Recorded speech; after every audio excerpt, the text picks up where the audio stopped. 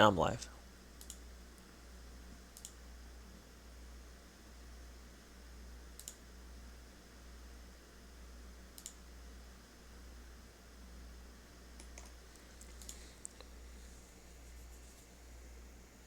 Good. Alright, once again, I'm behind. I hate that. Portal login.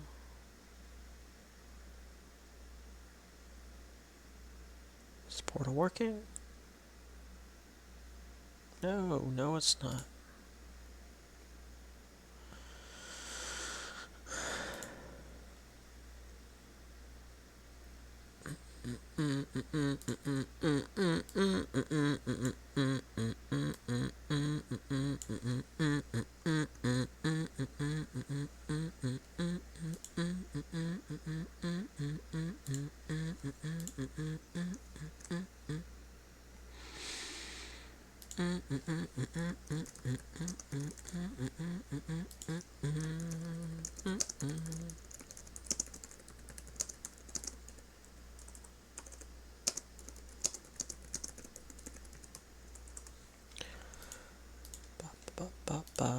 Where?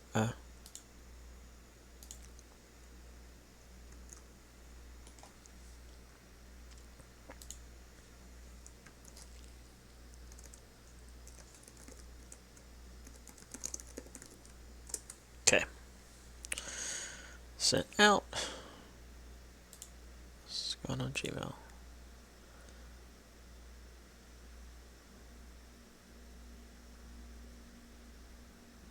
Huh.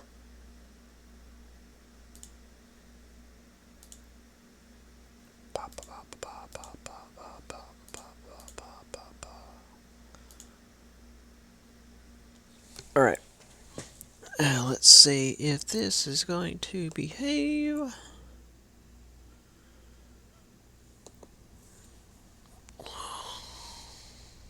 Yeah, alright.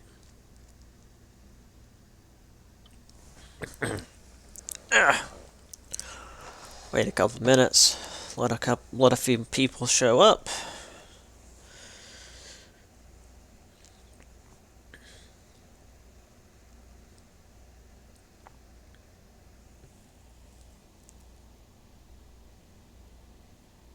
See, people actually show up to this one. I mean, I get that my other class is at 8:30, but nobody actually shows up.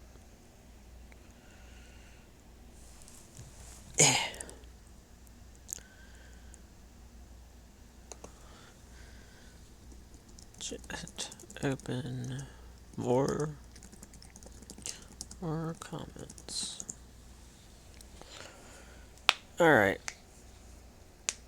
Or is that... I mean, I don't have very many subscribers, do I? I mean, it wouldn't be just like rando subscribers coming in, because I don't have very many. 7, yeah.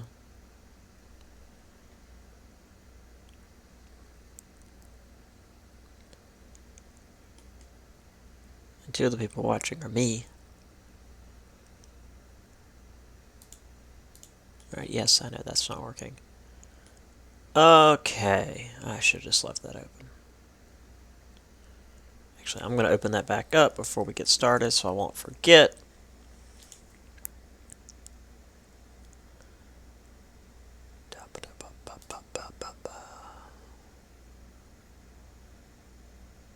Okay.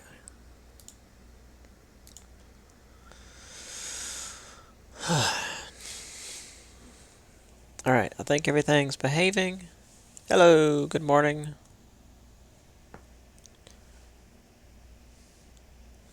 Let me get my tissues.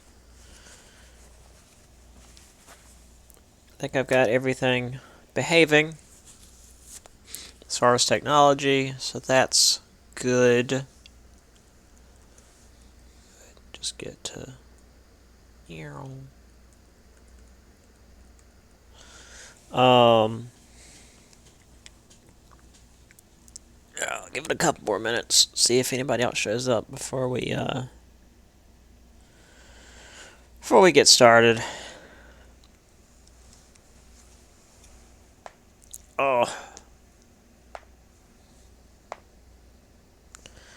hate that my ankle pops all the time.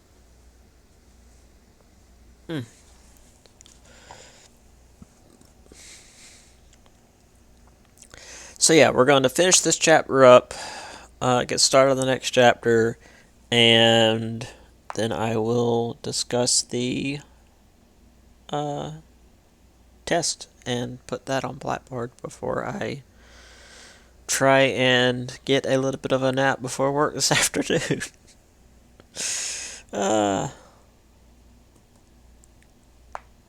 Alright. So, we mentioned last time the expansion into Africa was rapid and caused a lot of resistance, obviously. Ethiopia was actually able to completely wipe out the invading Italian army at Atwa, which, as I like to say, the Italian armies got a bit of a reputation for not being very competent is the word. So, the Germans, the Maji Maji uprising, which took 2 years to put down, and then the Herea revolt, which resulted in genocide. So, lots of not so cheerful stuff. I mean, the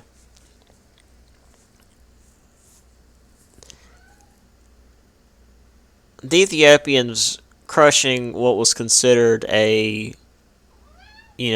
superior European power was still pretty amusing, I've got to say. Come here. Even if I do have two friends that are Italian, I mean, that's still like I don't think they would hold that against me. It's like, yeah, no, the Italian armies. We don't talk about that. We don't talk about the Italian army.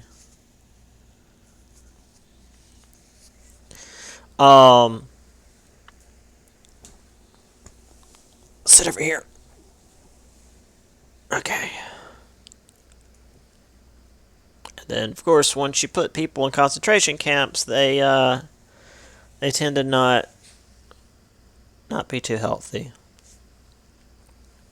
And we'll talk more about concentration camps a little bit later. Now, yeah, keep this in mind, actually. And again, concentration camps don't mean here what it meant in World War II. World War II, those were specifically death camps. Concentration camps are, to concentrate a group of people in one place, to keep an eye on them. But also, when you've got a lot of people in one place and it's not especially well cleaned and you don't necessarily feed them, you're still going to kill off a lot of them.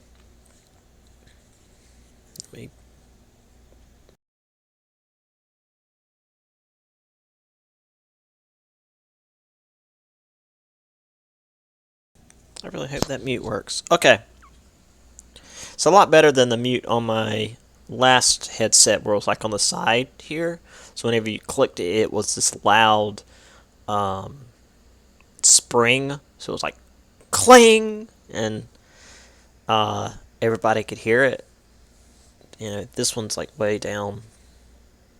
Nobody cares. Doesn't matter. It's just better for you guys. It's better for me too because it's not right in my ear. The Boxer Rebellion. That's what we're gonna get in. That's what we were gonna do last time, but I feel like it deserves a bit more time. 6 people. That's better. Anger and resentment were festering in China because of the Europeans who were essentially running roughshod over the country. So the Qing Empire tried to modernize and throw off the Europeans, but then Japan kicked their butts in the Sino-Japanese War of 1895 to 1896. And then the British and Germans just decided, hey, you're weak, so we're going to seek more concessions from you because we can. We weren't even involved in the war, really. So the nationalists in China decided that the King Court was now the enemy. They had been giving in to the European demands for too long and were hurting China as a whole. So they started rallying behind secret martial arts societies. So we had the Society of Righteous and Harmonious Fists, known as the Boxers, because Europeans are simplistic and think if you're fighting with your hands, you must be a boxer. Anyway. Began a grassroots resistance movement, attacking missionaries and foreigners and cutting telegraph lines and railroads. By 1900, the king had lost control. Foreign powers like Russia, Japan, Germany, Britain, France, and the United States all sent troops in to deal with the rebellion, and then ordered the Chinese to make payments, which further weakened the country. Now, the book only gives like 2 paragraphs on the Boxer Rebellion, which is just kind of lame. The Boxer Rebellion, I took a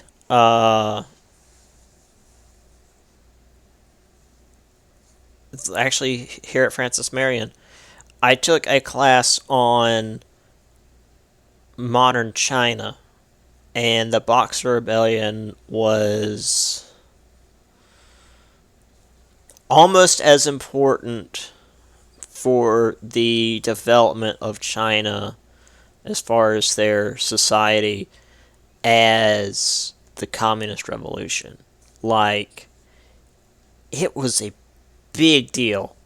The primary source writings, which, for those of you unaware, primary sources mean stuff not written by people after the fact.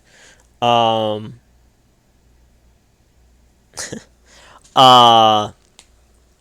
like, for example, the history book, that's the secondary source. That's people writing about something that happened. All this that you're seeing on the board, on the screen here, this is all secondary stuff. But if if you find a journal by somebody at the time, or reports or military briefings or newspapers. Newspapers are a good source. From people at that time, those are primary sources. Those are always so good, because those are not... They're less filtered. I mean, they're also going to be, less factually accurate because they're going to be in the moment and not able to see the big picture, which, I'm not saying that as a bad thing, but it's also going to give you so much better of an idea of what's happening than any historical text. Primary documents are so cool.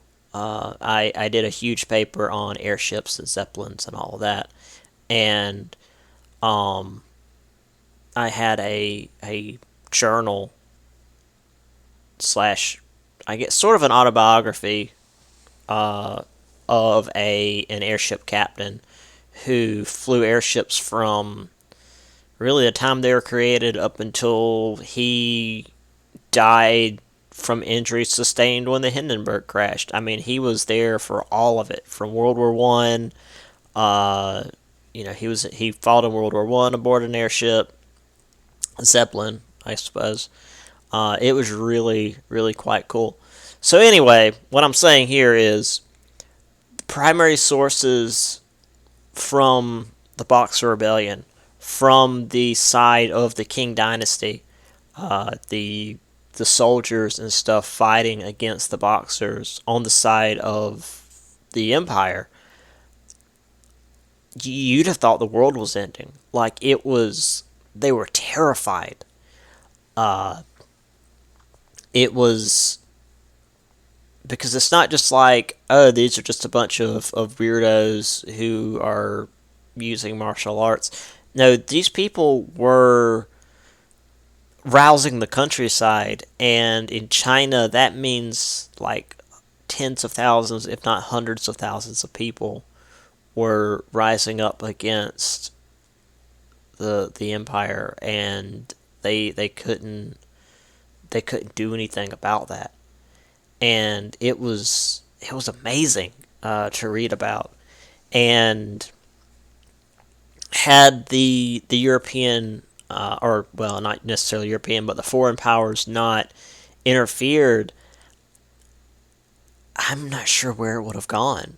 Like, I don't know if the Boxers, the Society of Righteous and Harmonious Fists, would have like taken over the empire, or if they would have forced like a Meiji Restoration sort of thing, where they would make the king emperor abdicate and have some other royal power on the throne. But yeah, it was a major issue in China, and I hate that it got so little information in the book here. Like, it's one of my, to me, one of my favorite modern event in China, because of how close it came to changing the face of everything in that part of the world. Plus, it's the Society of Righteous and Harmonious Fists, and that's amazing. Um, so yeah, here's the map of China, or at least the eastern part of China, uh, and the area where the Boxer Rebellion was taking place. Now, again, that's not all of China. I mean, that's just a section here. But you've got to remember, China's big. I mean, this is. I was looking at it in my last class. If you pull this out, stretch it out, it's almost the size of the landmass of Japan. I mean, except perhaps these long islands up here. But at least the big island of Japan, perhaps Okinawa down here, and I don't remember the name of this island. Um, but that's actually a lot of land, and I mean it's including Beijing. It's not quite Nanking or Shanghai, so it could have been worse. But this is still a large population center in China. And out here, I mean, Inner Mongolia, Outer Mongolia, Manchuria, Xinjiang, Tibet, there's not a lot going on out here in terms of population or industry. So, you know, yeah, there's a lot of land that's not being used, but really, this is what China is this section down here as far as the force of China, and the fact that this was just a punch right in the gut uh, really really shifted things, and it was pretty intense.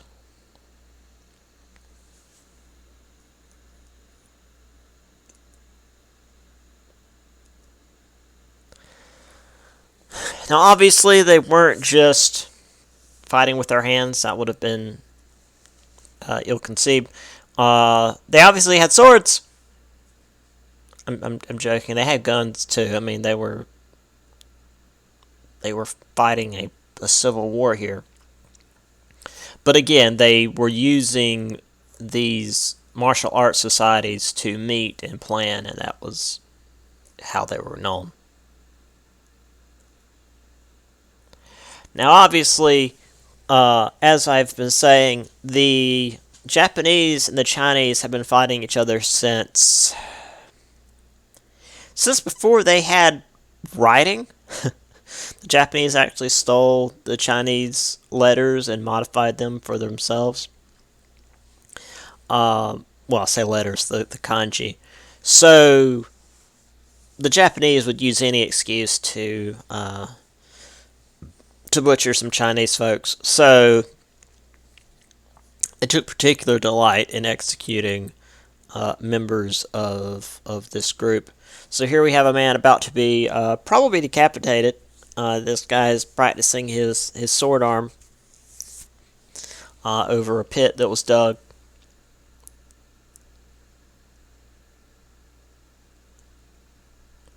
And this is an incredible picture to be captured by the camera of the day of a man. I don't know if this was actually a decapitation or if he just hit his throat, but this is the end of this man's life, one way or the other.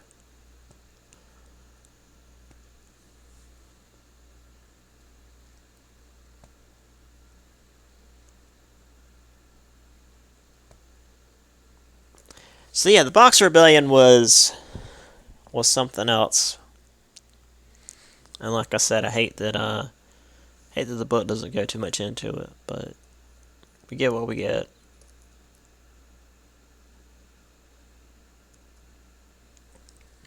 Speaking of wars that we don't talk too much about, but I will talk more about when we get to the end of it.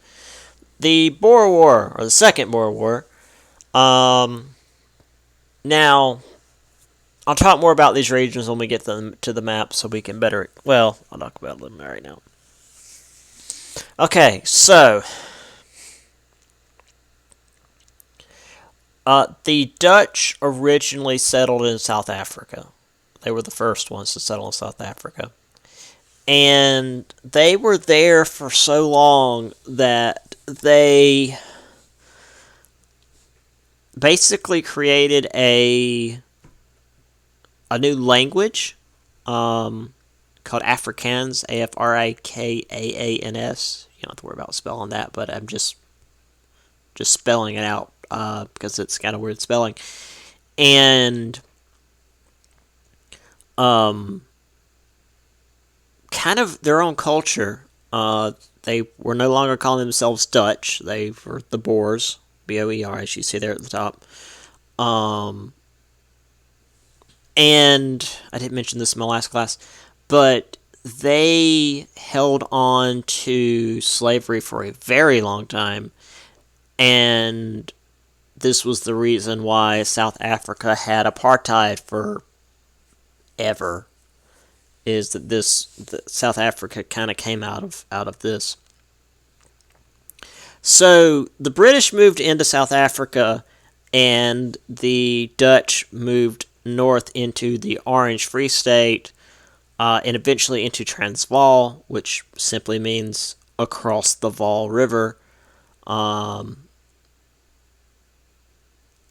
So the British tried to annex this region in 1877. But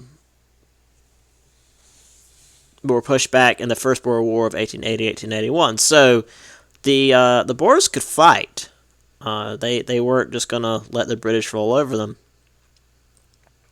In 1995, Cecil Rhodes, who was Prime Minister of Britain's Cape Colony, sent his friend Leander Starr Jameson, which is a hell of a name, over the border into Transvaal with raiders who try and incite rebellion. So, it was... There was a whole thing with this. It wasn't just, hey, we want the diamonds, but the Boers would let foreigners come into the Orange Free State and Transvaal and mine for diamonds, but then if you were foreign, they would charge you exorbitant taxes and rates at the various inns and whatnot.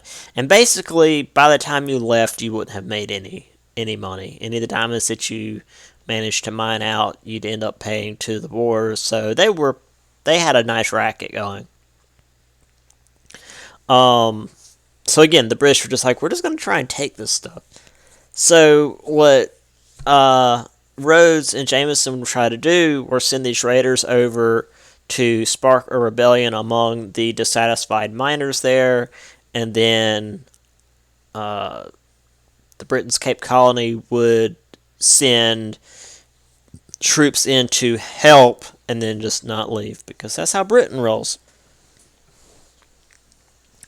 Well, the Boers were not just good fighters, but they were smart and figured out what was going on, and this didn't work out.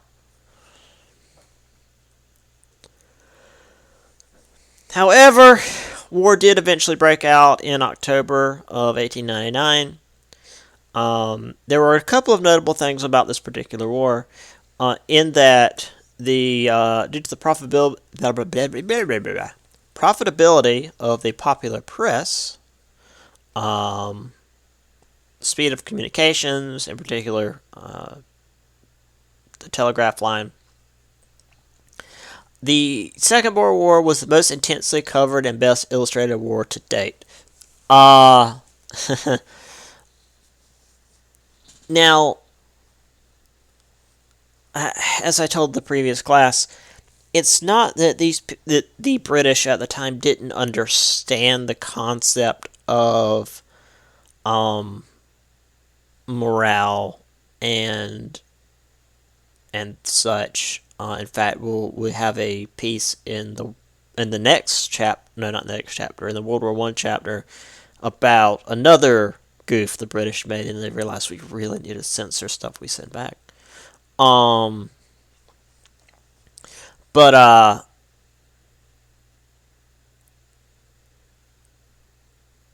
they just sent stuff back, just reporting on the wars and what was going on, and it caused outrage in Britain. And I'll get into that in just a moment. We might actually have enough people here for me to ask a question about why that was the thing. Also, Winston Churchill was there. He was young. He probably wasn't old enough to join in the fighting, but he did anyway. He went in as a reporter, and then was just like, Britain, I've got to fight for Britain, and then he joined up. I've got pictures of young Winston Churchill. He's great. However, the Second World War was not just a bunch of guys lining up in a field and shooting each other. The Boers were very good at guerrilla warfare, so the British would round up. And see, I've got natives written here, but that's not quite right. I should say the civilian population, and we'll get into that in just a moment. Burned crops kept them from aiding the Boers, and this was intensely reported for the British population to see. Now we'll get to that also in a moment. So,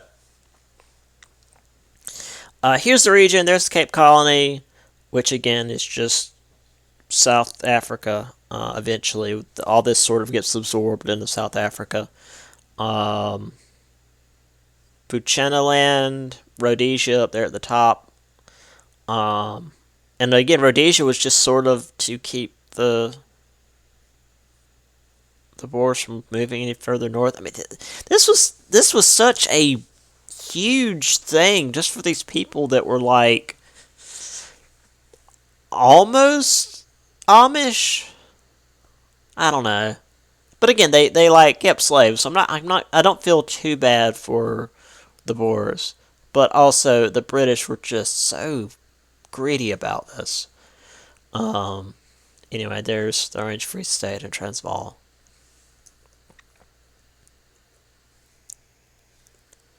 Okay, so here's the Boers. And as I had mentioned before, South Africa, and I guess up in the Transvaal region, it's not the jungles of the Congo. It's scrubland. I mean, it looks like...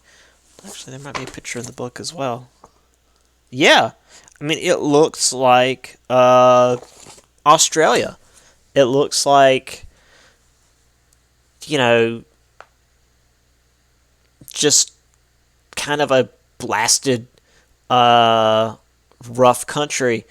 And the Boers were very good at living and fighting in this kind of land. And again, I mean, they're even kind of dressed like you would expect a bunch of Australian outback guerrilla fighters to dress.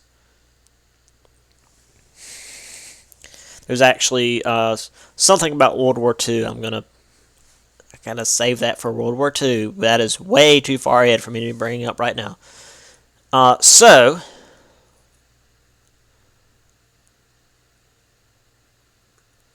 okay. Now, if there's anybody actually still awake. Oh, no, sorry. Real quick. This is. Here's Winston Churchill. Check out his hat. And there he is signing up. It's a very young Winston Churchill. If you're familiar with Winston Churchill from World War II, it's hard to see Winston Churchill here as a young man. I'm used to just seeing him old and grumpy and, doing his thing in World War II. Winston Churchill wasn't a good man, but he was the man that Britain needed in World War II, so I respect him. Okay, so,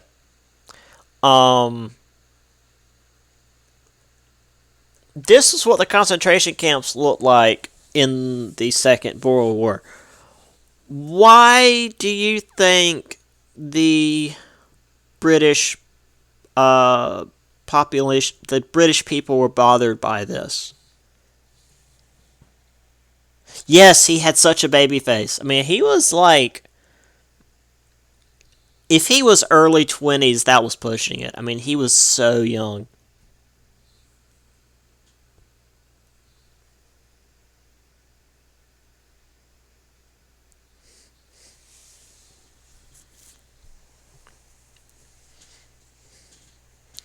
But yeah, they rounded up the Boers,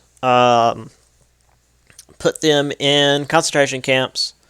Well, they did that to the native populations too, to the African tribes and the Asian people, and all these other groups they were fighting. I mean, think about when this is. This is the 1800s. We're talking about Europeans.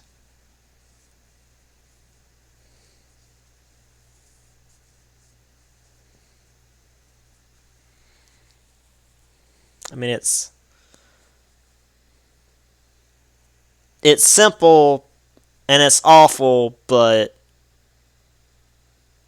it's 19th century Europe.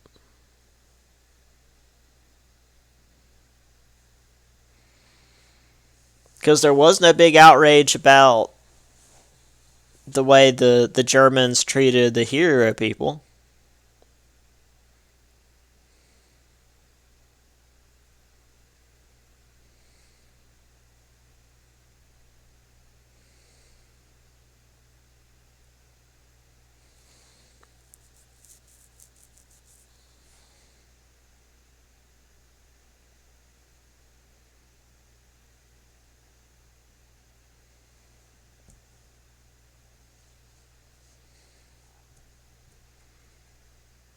It's weird doing this over text.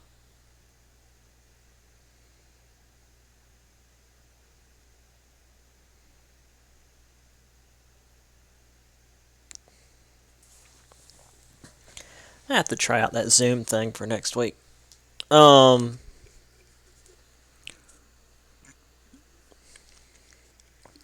mean, the women and children was par for the course because they were the ones not fighting. The issue was, these people look European. They were Dutch descendant. And, I mean, to put it quite simply, because this is 1800s Europe, they were white, and that was a problem for the British.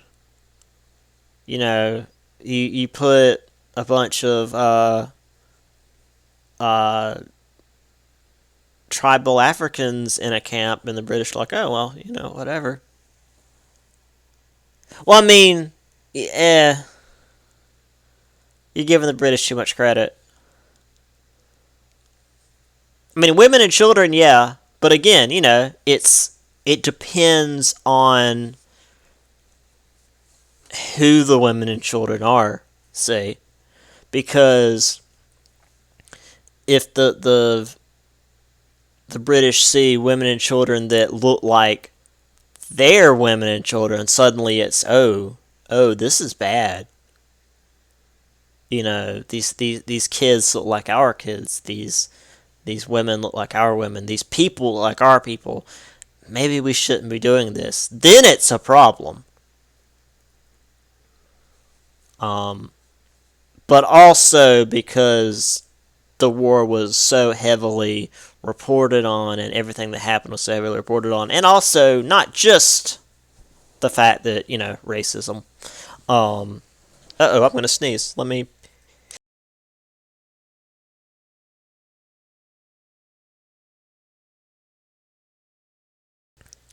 Um, the anytime the British would like face a major loss or go up against really big problems against the Boers, it was heavily reported. So other than or rather than before when it was just our brave boys are out fighting on the front, it's this many people died today and this is what happened and this is what we're doing, because there wasn't any concept of we probably shouldn't be sending back everything that's happening from the front.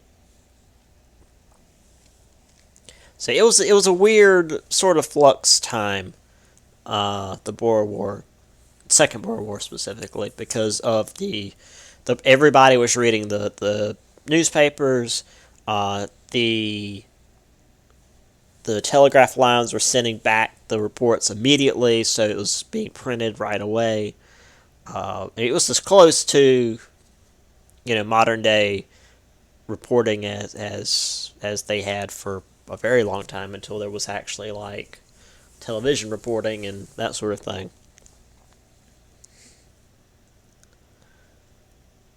So for this chapter, European colonization and the resistance changed the shape of the world. North America, Australia, China, and Africa.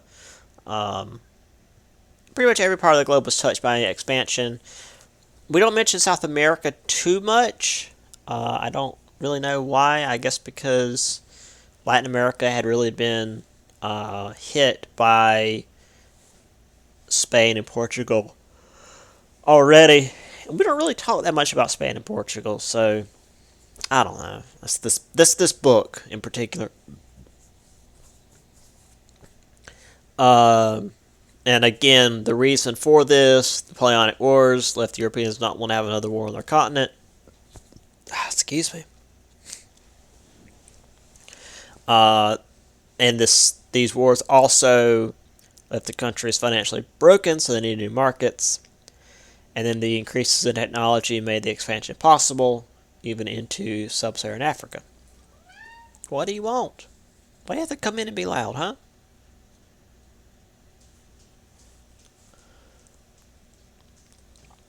And of course, the natives, the expansion was just foreign invasion. These laws, customs, and traditions were overrun by Europeans, which forced them to work for profit, while the people suffered and starved. So it's not surprising that they resisted. Now,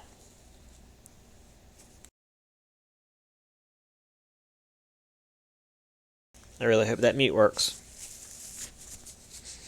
Alright.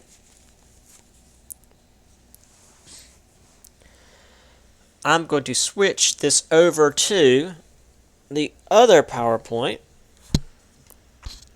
It worked last time. Hopefully it'll work this time. Make sure it's up. Oh, I've actually got it full screen.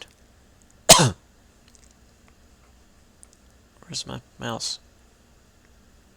Where's my mouse, for real? The hell? The cursor's gone. Oh, that's not great.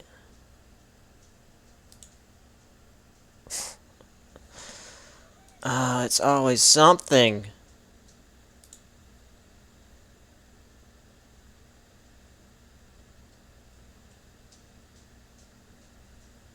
I cannot believe my cursor has disappeared. Okay, there it is. That was so weird.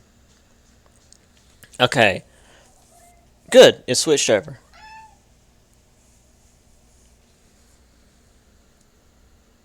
Man, that was like walking around in the dark. I'm glad that stuff like highlights now. You can't see it on here because it's just showing this. But like, whenever you mouse over, stuff's not showing up now. Whenever you mouse over stuff, it'll. Oh, there we go. Yeah, whenever you mouse over stuff, it like highlights. That was the only way I was able to tell where anything was. Oh man, that was traumatic. Jeez, it's always something. Okay. Gracious me. Alright, on to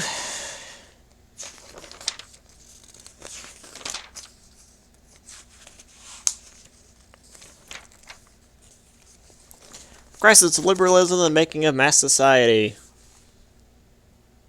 Yeah. Now, the timeline at the beginning of this chapter gives a good. Who dares? Somebody sent me an email. What? Oh, nice. Barbecue pork chops and red potato corn cob.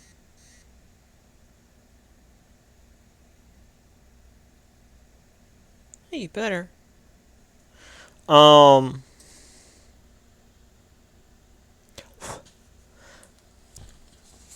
The timeline gives a good idea of where this is going. You got hypernationalism, mass European immigration, mass culture, revolt against positivism in art and science, mass politics, Second International, Russian Revolution, new anti-Semitism, because of course, Second Industrial Revolution, and then the outbreak of the Great War. So, this is all the final culmination of everything we've been looking at, really since Napoleon. This is going to lead us into the First World War. So, fin de say, I don't know French, man. The end of the century. So, 19th century came to an end, and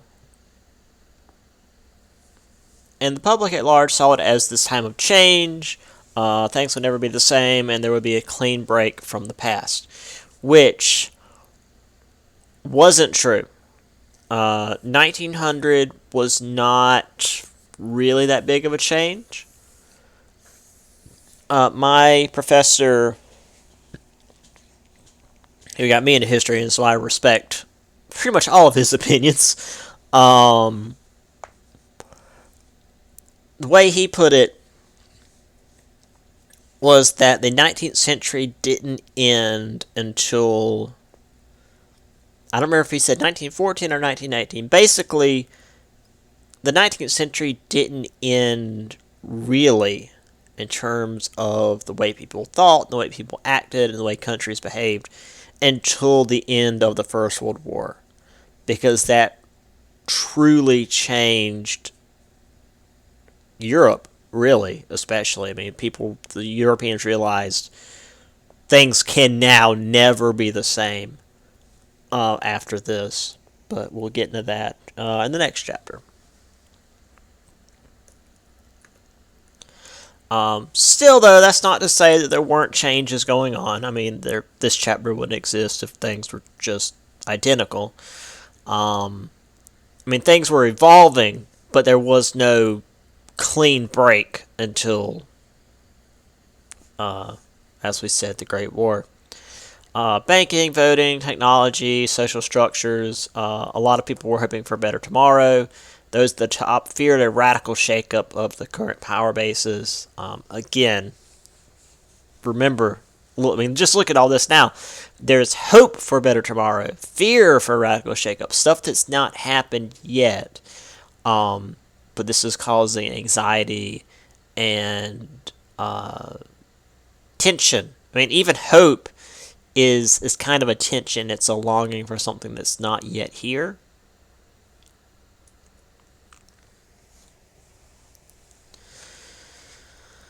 So this began back in the 1870s as Europe was adjusting to Germany and these new technologies. 1876 saw the four-stroke gas engine, telephone, and incandescent lamp in 1879.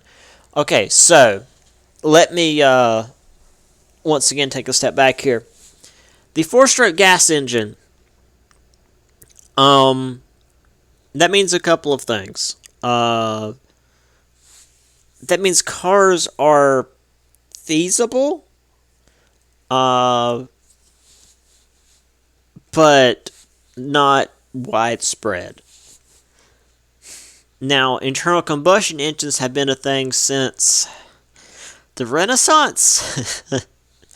But again, if this was in class, I'd be like, "Hey guys, what do you think was the fuel for the first internal combustion engine?"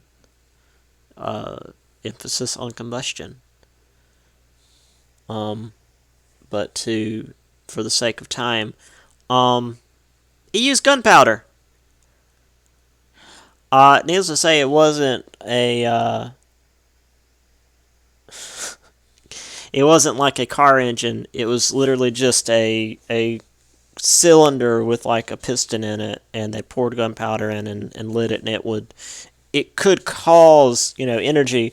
It also could cause explosions. It killed people. But it was a concept that worked. They just had to figure out a better way to do that.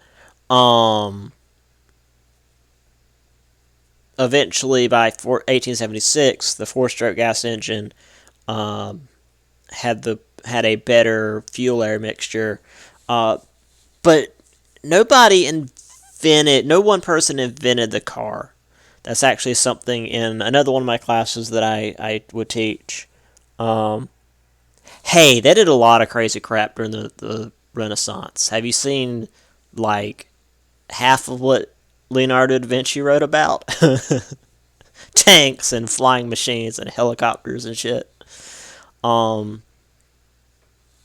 mean, it worked. It was more of a proof of concept than anything else. Because it's like, hey, this stuff burns and causes a lot of energy at once. Maybe we can use it to move stuff. It's like, nah, it goes too fast. They didn't have gasolines. They didn't have something that it burned slower than gunpowder, but faster than wood. So they're just like, screw it. We're not going to worry about this. But the concept was there, so, go for it.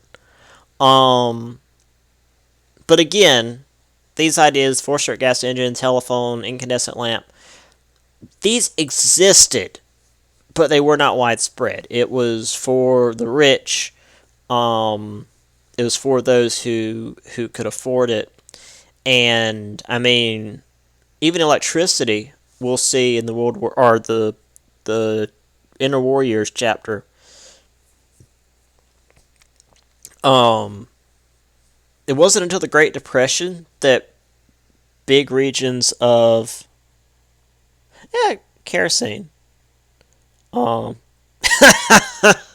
Kaboom! Yeah, and that's just gas, isn't it? No. I'm thinking propane. But I mean, they didn't have the ability to really mess with oil at the time, or really up until this, gasoline was seen as a volatile byproduct, and they got rid of it because they couldn't use it. Yeah, oil um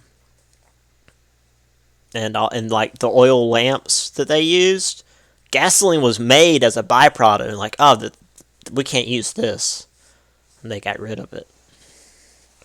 Um. Anyway, yeah, it wasn't until the Great Depression that like big regions of the Tennessee River Valley were actually electrified, and that was only because FDR needed to put people to work. It's like, hey, let's build dams and run electricity through the Tennessee River Valley. And for the first time ever, a lot of farmers in that region had electricity. And that was in, like the 1920s and 30s. So, it's not like, oh, well, it's the 1880s. Everybody has electricity now. That wasn't how that worked.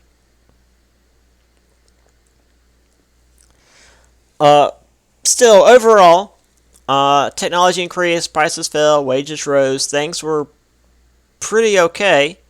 Uh, Europeans found a freedom to move around. Many did.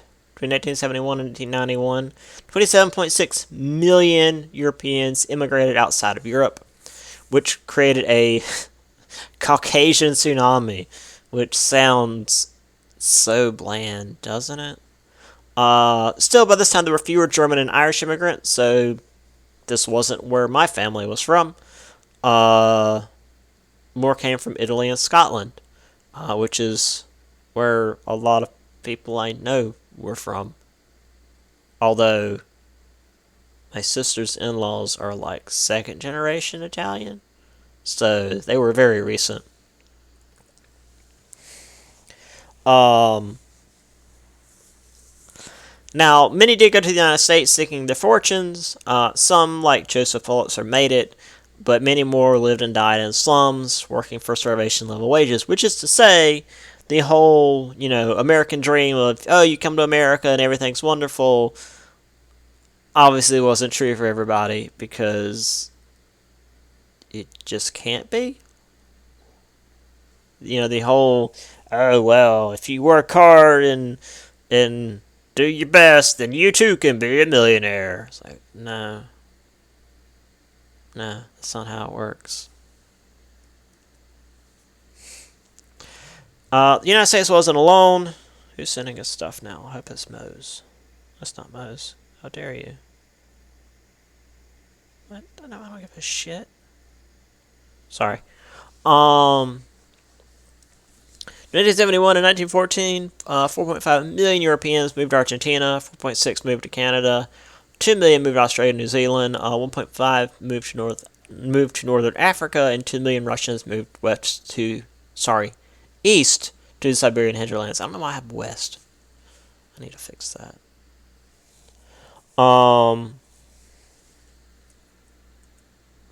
So there's Mr. Pulitzer. I don't know how those glasses worked. I guess they were just really tight on the nose, which would give me a headache. I mean, regular glasses give me a headache, so that'd be awful. There's a funky top-down map of, from the north down, of all the immigration. A lot from China as well. I believe China was experiencing a major period of starvation around this time. And many moved here to the western United States, and then we decided to be really racist and actually create a law that made it so that Chinese immigrants couldn't become citizens. It was a whole thing. Anyway, we'll look at the blue here. I'll see Canada, U.S., Hawaii got like a little bit of everybody, as you can see. There's South America. Yeah, Argentina here. I'll talk about that in a minute. South Africa, and then Australia, New Zealand. So Argentina, one exactly. Argentina was weird. Not one that I had ever really even thought about. Um, and actually, like as soon as I go to the next slide, I'll forget about it. So even though I did this, years back, I forgot about it immediately. But my friend, I've got an Italian friend that I talk to regularly online, and we were doing this like sort of a D&D thing, um, taking place in more or less real world stuff. And she's like, well, I'm going to create a character from Argentina, and it's like 1920s. It's weird ass Call of Cthulhu stuff. Anyway, it's like I'm gonna create a character from Argentina, and she like gave me this backstory. So I was like, okay, cool. I'm just gonna look into Argentina stuff just to get a better background because I don't know much stuff about South America. I've put my hands up. I don't have a big background on Argentina. Most of my history is Europe. So sorry, Argentina. Argentina actually has a very large Italian population. Like they've got the Italians are their largest. I think it's their largest minority, like after Argentinians. It's so weird. Um, Something else. I don't think it's Argentina. I think it might be Brazil. I wish I should have looked this up between classes, but I forgot because I was hungry and I wanted my donuts. What do you want? Um, but after the Civil War, rather than surrender, a number of Confederate generals and just people decided that they would flee the South and go to South America, and I want to say it was Brazil. It was somewhere in South America, and they said they were political refugees, and the people there were just like, yeah, sure, whatever, do what you got to do, and so they created this little like enclave where they lived, and to this day it's like you're going through the country and it's, let's just say Brazil for the sake of me making sense in my brain. It's just regular ass Brazil, and then you get here and it's like you're in freaking Georgia. It's they've got I don't think they got pickup trucks because it was the Civil War, but they've got like fried chicken and like plantation style homes. They've got the accent. They talk like us. It's so weird. Like I looked it up and it's a thing. There's even a name for it. But I don't remember what it's called now because it's been like a year. But like one of my students was like, hey, did you hear about the Civil War guys that went to, again, I think it was Brazil. It's like, I have no idea what you're talking about. No, and we looked it up and it was weird. So yeah, that's a thing. Just FYI, like the movement of people around the world that we don't always hear about. We know, oh yeah, the Italians and yeah, it's so weird. I mean, I say Georgia, but I mean just like anywhere here in the South. It's just like I feel like I'm home now. It's really weird. Like they fry everything, and they've got the accent, and it's a whole thing. I'll have to look it up if I remember. Um, yeah, I got a little bit longer. I've got a few more slides to get through, and I'll see if I can remember to look it up. Yeah, pretty much, but like it was from legitimate. I mean, not to say Chinatown isn't legitimate, but it was like political refugees fleeing the South after the Civil War was lost and is settling there.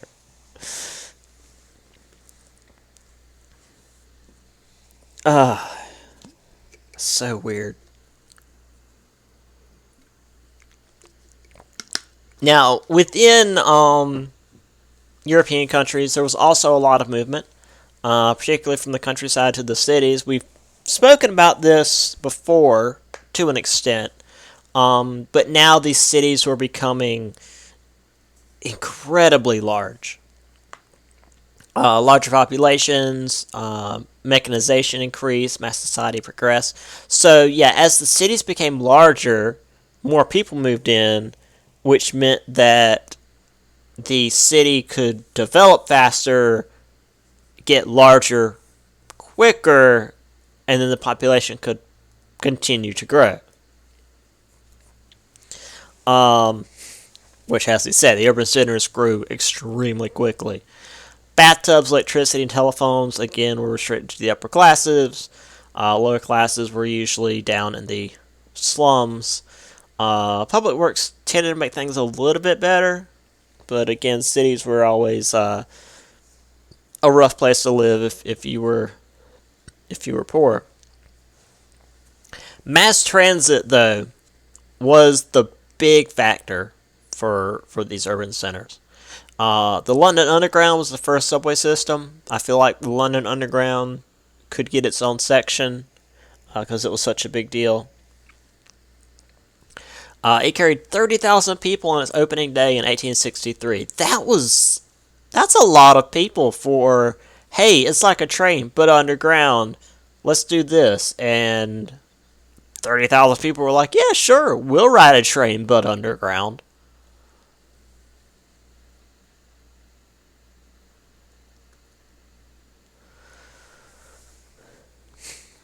So here's the roads in a not so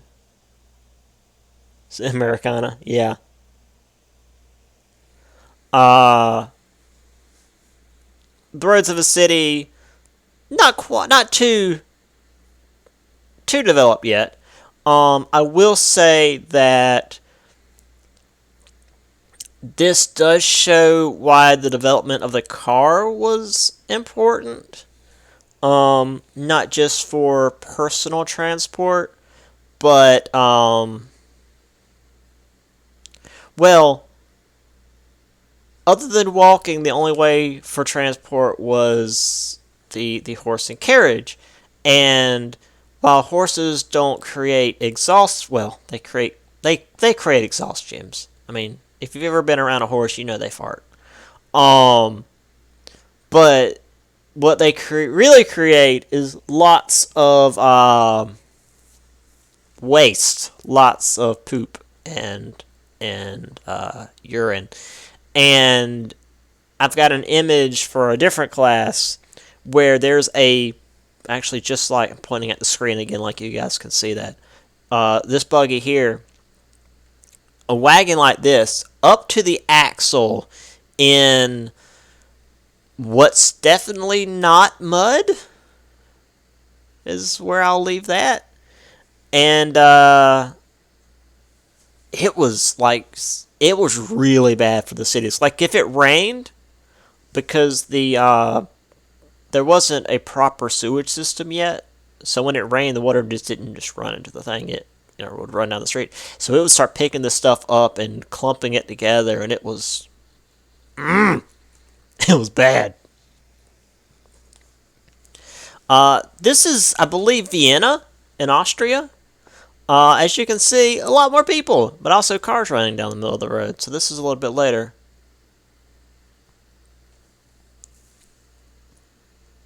Also, Kodak cameras, right, yeah. And Philips light bulbs? Alright.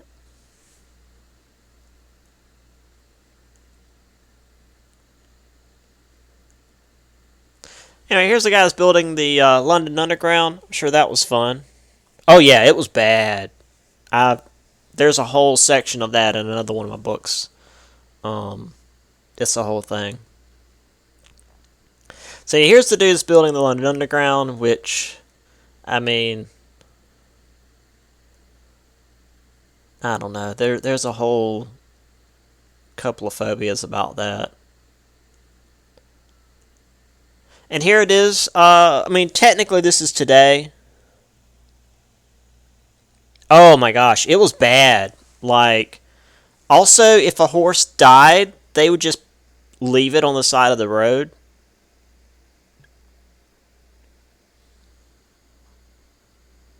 So that was a thing. Uh, but anyway, this is London Underground in, I believe, 2013, that says.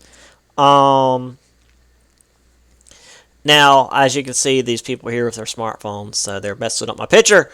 But this is the, I don't know if it's the original car or the original train, but it's a restored version, or at least the same, a similar style, uh, commemorating the 150 years. So that's pretty cool. I find trains entertaining, so it works for me. This is also a good picture. Again, just I consider it a good picture because I think it's cool looking. Um, oh, we're not gonna be able to get into what I wanted to get into. I got distracted. Oh, there's enough time. Okay. Um, this picture here in the tube, as they called it, with this shadowy figure here because of the lighting. I mean, this is, you could put this in a story with the ghosts, the ghostly man, and the London Underground.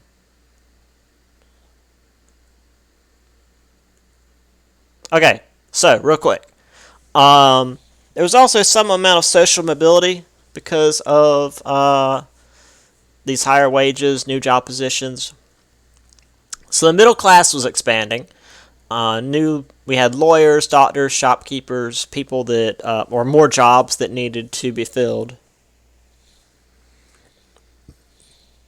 Let me make sure that this is all the way down. We've actually got people commenting. It's great. My previous class is completely silent. It's nice to have people actually involved. Um, Major force was education, which I know is probably biased coming from a book that's a textbook for a class, but take what you can. Now, absolutist monarchs also saw that you needed to have a somewhat educated citizenry, as long as that education also made them loyal. But the level of education and how restricted it was depended on where you were. If you were in Russia, for example, you wouldn't be. There were usually like side passages, so that it could be accessed. I believe. I mean, I know the subways, like in say New York, have a lot of extra maintenance stuff on the sides. As far as the London Underground, I'm not sure. I'm sure by now it's much more in depth than just the tube, even though they still call it the tube. But yeah, I'm pretty sure that's what happened. Or they would send like another um, engine as like a sort of a tug to go get it. Yeah, something like that. Just like a way to get people out so they don't be stuck on it. Or again, like a train sort of tug, because that's a thing. Train tugs are a thing. And of course, if you're upper class, you had more opportunities than working class. What do you want, cat? Don't come in here and fuss at me. Um, Women also saw some improvements in their lots in life. Some were able to work independently. Also, we had the suffragettes who pushed for the right for women to vote. Now, we'll talk about that. Yeah, the suffragettes were hardcore. Like the British, the suffragettes here in America, they did their job, and I mean, I don't, I'm not saying anything poorly against the suffragettes here in America, because they got the job done, and they went through a lot. But the British suffragettes would physically assault you, and it was amazing. Like, people were terrified of the British suffragettes. Actually, they were so it kind of hurt the movement as well, because once the push came to America, it's like, hey, women should have the right to vote. The people who were against that were like, oh, did you see what happened in Britain? It's a menace. It's like, oh, it needed to be done. We'll get to that in just a second. So here's some kids who clearly don't want to be there. It's like, all right, put your hands behind your backs and sit up, you little shits. I do like to look at these pictures. I like to look at these pictures and just like see which ones are surprised, which ones are not entirely there. Is there any actually having a good time? He's having a good time. The ones that are moving, so they've got like demon faces. Yeah, it's good stuff. The women working in, it looks like they're filing metal bits. Oh man, it was nuts. I'll get to that in just a second. I know we're about done, but this was one of the major jobs that middle class women had, working on the typewriters. And if you've ever actually worked with a typewriter, which is weird because these are two different types. But anyway, typewriters are horrible.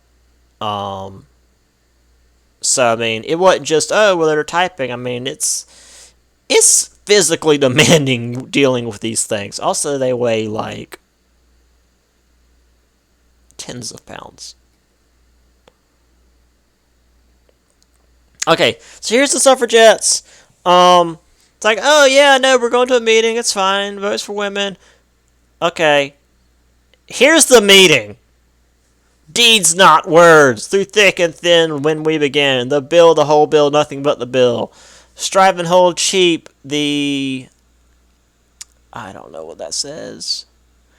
But this one is great. Arise, go forth and conquer. They were ready to whoop some ass. And I can appreciate that.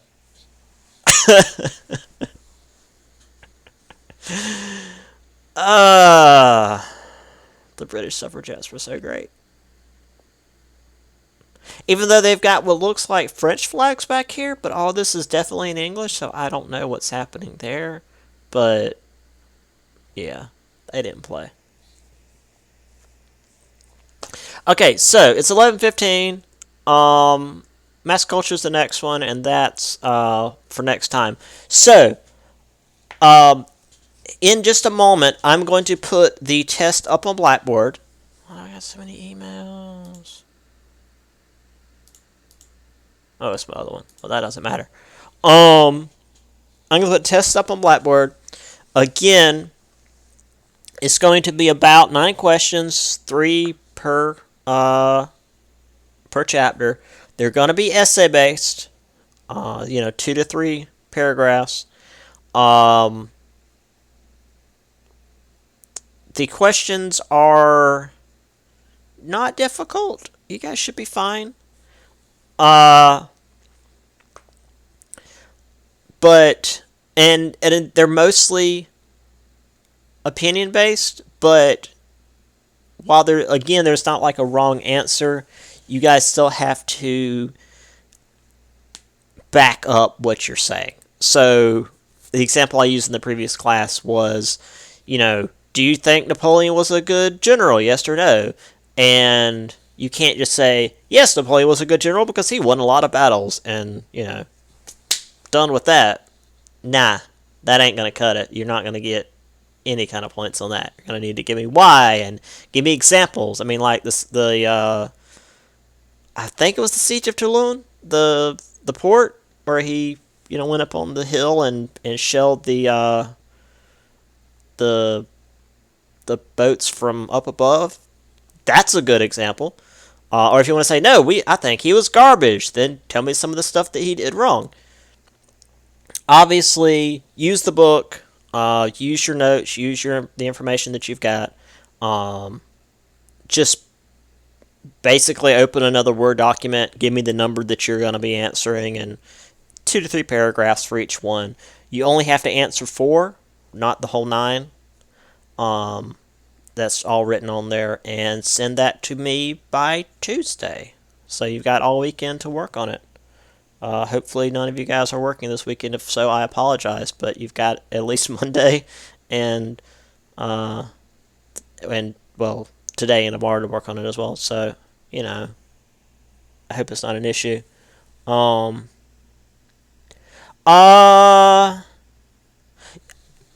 can use quotes if you'd like. I mean, citations aren't really a thing because I'll know you got it from the book. But I mean, if you use quotes, you can just sort of say, so and so said this. But I mean, if you say, he did, again, using Napoleon, if you talk about the battle of so and so, you don't have to quote that because, that's information that's out there. You don't have to use the book. You don't have to say the book told me that this battle happened. It's like, that's fine. But yeah, it's stuff like that. It's mostly, hey, this whole big long event happened. Which part do you think was the most important, or which to you is the most important, and why? So yeah, that's sort of how it runs. It's a lot more writing than I normally like to make you guys do, but it's all I can do for this online stuff, and I'm sorry. If you have any questions about it, email me. But yeah, so I'll put that up. So I know, sorry we're going over. But yeah, so I will close this down, put that up, and I don't know, lay down a minute before I have to go to work. What's going on now? Well, yeah. Okay. Alright, I'll see you folks later on. Have a... Let me make sure I still got my mouse. Have a lovely weekend. Be safe and all of that. Get that back. Okay. And yeah, see y'all on Tuesday. Oh, I missed the They Have Nice Hats. Yes. Did it not show up on my thing? They Have Nice Hats didn't show up in this chat, but it showed up in my other chat. I don't know, maybe it couldn't handle the emotes in the other chat. Okay, well, regardless, yes, they all, that's the 19th century. It was either nice hats or nice mustaches. Sometimes both for the men. The men, that was yeah, the men had it too good. All right, anyway, yeah, catch you guys later. Yeah, be safe. Take care. Bye. Where are we at?